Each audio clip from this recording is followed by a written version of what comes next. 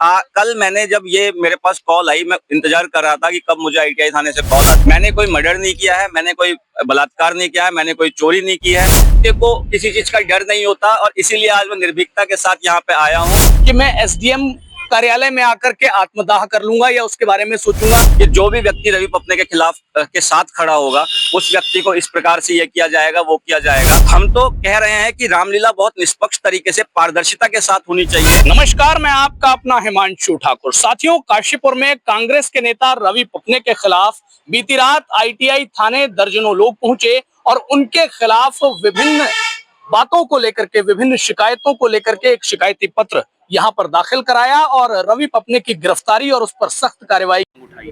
अब इस पूरे मामले को लेकर के रवि पपने, जी हां, कांग्रेस के नेता रवि पपने हमारे साथ हैं, थाने पहुंच रहे हैं, आपके खिलाफ दर्जनों लोग और आपकी गिरफ्तारी मांग रहे हैं। हिमांशु जी नमस्कार। मैं सभी को नमस्कार कहना चाहता हूँ। हिमांशु जी, दो चीजें हैं। पहले तो मैं आपको धन्यवाद कहना चाहता हूँ बहुत बहुत, या इनको आप बाहर लेकर आए हैं अपने पत्रकारिता के माध्यम से। अब दूसरा पक्ष जो है वो मैं हूँ। इसमें मैं एक चीज आपसे, थोड़ी सी मेरे को आपत्ति है, आप मुझे बार बार इस मसले में जो है वो कांग्रेस नेता कहने का प्रयास करें। देखिए, ये भाजपा और कांग्रेस का मसला है ही नहीं। ये देवभूमि पर्वतीय महासभा है, हम लोग पर्वतीय समाज है। यहाँ कई सारे लोग ऐसे हैं जो भाजपा से जुड़े हुए हैं, लेकिन देवभूमि पर्वतीय महासभा के मसले पर उनका जो समर्पण है, त्याग है और जो उनका एक समर्थन है, वो कांग्रेस के नेताओं को है। और जो कांग्रेस के लोग हैं, जो कांग्रेस पार्टी से जुड़े हैं, उनका जो समर्थन, समर्पण और त्याग है, वो भाजपा समर्थित जो लोग हैं उनको है। तो ये भाजपा और कांग्रेस की कहीं से, इसमें कांग्रेस नेता भाजपा नेता का कहीं कोई पक्ष नहीं है। हाँ, ये जरूर है कि कल मैंने जब ये मेरे पास कॉल आई, मैं इंतजार कर रहा था कि कब मुझे आईटीआई थाने से कॉल आती है। जब ये कॉल आई तो मैंने पुलिस प्रशासन से स्पष्ट कहा, मैंने बोला कि कल मैं अपने आके बयान दर्ज करवा जाऊंगा। मैंने कोई मर्डर नहीं किया है, मैंने कोई बलात्कार नहीं किया है, मैंने कोई चोरी नहीं की है, मैं कोई अपराधी नहीं हूँ और इस मामले में अपने बयान दर्ज करने आऊंगा। लेकिन फिर भी शायद सत्ता का इस प्रकार से दुरुपयोग किया जा रहा है कुछ भाजपा पार्षदों द्वारा, कि उन्होंने इतना दबाव बनाने का प्रयास किया है कि आज सैनिक कॉलोनी में मेरे घर के बाहर सुबह समय से पहले ही जो है वो पुलिस की गाड़ी भेज दी गई है। अब ये पुलिस की गाड़ी भेजी जाती है अपराधियों को उठाने के लिए। खैर, कहते हैं कि सत्य को किसी चीज का डर नहीं होता और इसीलिए आज मैं निर्भीकता के साथ यहाँ पे आया हूँ। मैं बिल्कुल जांच में सहयोग करने को तैयार हूँ। हमारे जो आरोप हैं वो बिल्कुल पिछले 1 साल से हम जो है वो कहते आ रहे हैं कि पर्वतीय समाज में जो एक कुरीतियां चल रही है। सवाल ये उठ रहा है कि पिछले साल जब मैंने ये रामलीला का, भ्रष्टाचार का मामला उठाया था कि 3 लोगों ने, श्री बीडी कण्वाल जी ने, श्री राजेंद्र बिष्ट जी ने, श्री जगत बिष्ट जी ने जो है एक अलग अकाउंट बनाया है।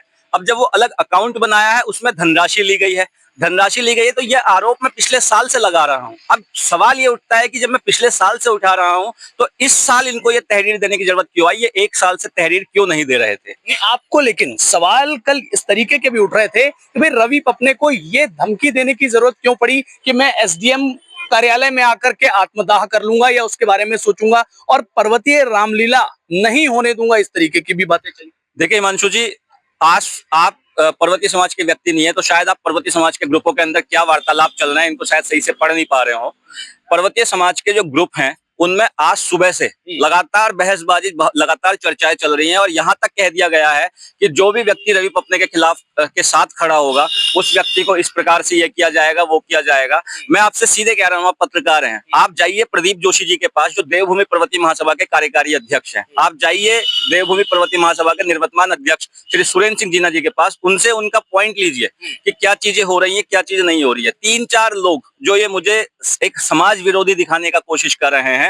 मैंने आपको बताया था कि पिछली 2023 में इन्होंने एक रामलीला कमेटी के माध्यम से जो है एक तहरीर दी थी। रामलीला कमेटी में होते हैं 25 लोग, 6 लोगों के उसमें साइन थे तहरीर में। कमेटी के जो सदस्य थे उन्होंने ही साइन करने से मना कर दिया था। उन 6 लोगों से सभी मैंने नाम बताया आपको, पुष्कर बिष्ट, जगत बिष्ट, गोविंद सिंह बिष्ट, मनोज बिष्ट और 1-2 बिष्ट और थे। इन लोगों ने पूरे पर्वतीय समाज में एक अलग क्षेत्रवाद फैलाने का प्रयास किया है। ये हम बात कर रहे हैं पर्वतीय समाज की एकता की, अखंडता की, ये बात कर रहे हैं सल्टवाद की। ये बहुत ही निंदनीय है। और जो मुझ पर रामलीला ना होने के ये आरोप लगा रहे हैं कि भाई साहब, मैं हूं प्रभु श्री राम का सेवक, राम का नाम जपता हूं, राम की ये सारी लड़ाई है। हम तो कह रहे हैं कि रामलीला बहुत निष्पक्ष तरीके से पारदर्शिता के साथ होनी चाहिए। प्रभु श्री राम के जो कार्य हैं उसमें कोई भी अड़चन, व्यग्न नहीं आना चाहिए। अब मैंने जब जब रामलीला के लिए बात बोली परसों, तो मैंने ये बोला, वहां पे जो मीटिंग हो रही थी, गोविंद सिंह रावत जी, ये वही गोविंद सिंह रावत जी हैं जिन्होंने 2023 की रामलीला में 50,000 रुपए अपने पास रख लिए थे। अब मान लीजिए वो 50,000 नहीं होते, वो 50 लाख होते, तो एक साल बाद 2024 में जगत बिष्ट द्वारा एक देवभूमि पर्वतीय रामलीला मंचन करके ग्रुप है, जिसके जो ग्रुप जो था वो आदरणीय जोशी जी ने बनाया था, प्रदीप जोशी जी ने।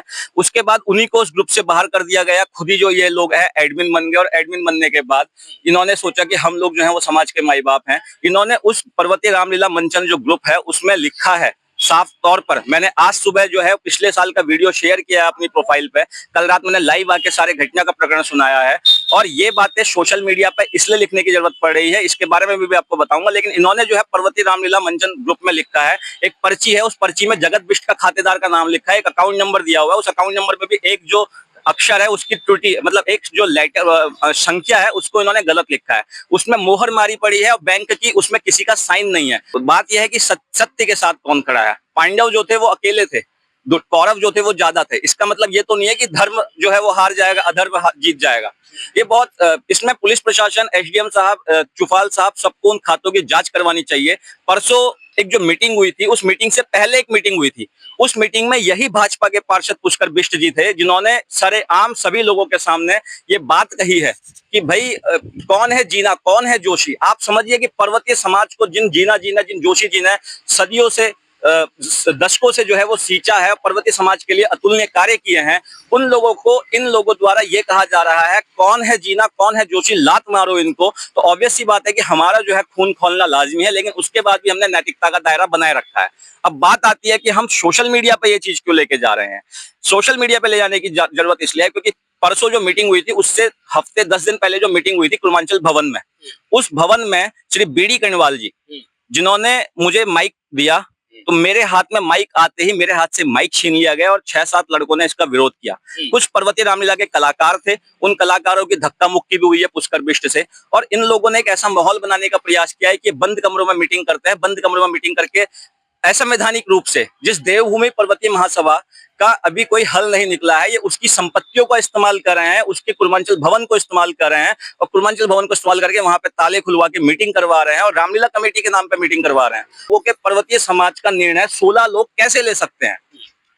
जिन बीडी कण्वाल जी को ये लोग समाज का व्यक्ति बताने का प्रयास कर रहे हैं, मैं माफी चाहता हूं ये बात कहने के लिए, मैं कहना नहीं चाहता था। एक बार काशीपुर के नगर पालिका के अध्यक्ष पद पर खड़े हुए थे, मात्र 267 लोगों ने उनको वोट दिया है। उनको हम अपना समाज का नेता कैसे, वो हमारे लिए वरिष्ठ हैं, आदरणीय हैं, लेकिन अगर समाज के ऐसे तत्वों को बढ़ावा दिया जा रहा है जो लगातार पर्वतीय महासभा के, पर्वतीय समाज के वरिष्ठ नागरिक जीना जी, जोशी जी और अन्य लोग जिन्होंने पर्वतीय समाज को बहुत अच्छे से सींचा है, अपनी मेहनत करी है, इस समाज को यहाँ तक लेके आए हैं, उनके साथ लगातार अभद्रता की जाएगी, लगातार उनके साथ गाली गलौज की जाएगी, लगातार उनको डराया धमकाया जाएगा, तो सीधी सी बात है रवि पपने जैसे जो युवा है वो पर्वतीय समाज के सम्मान में आगे खड़े रहेंगे। जी, तो साथियों आपने रवि पपने को सुना, इन्होंने अपना पूरा पक्ष रखा है।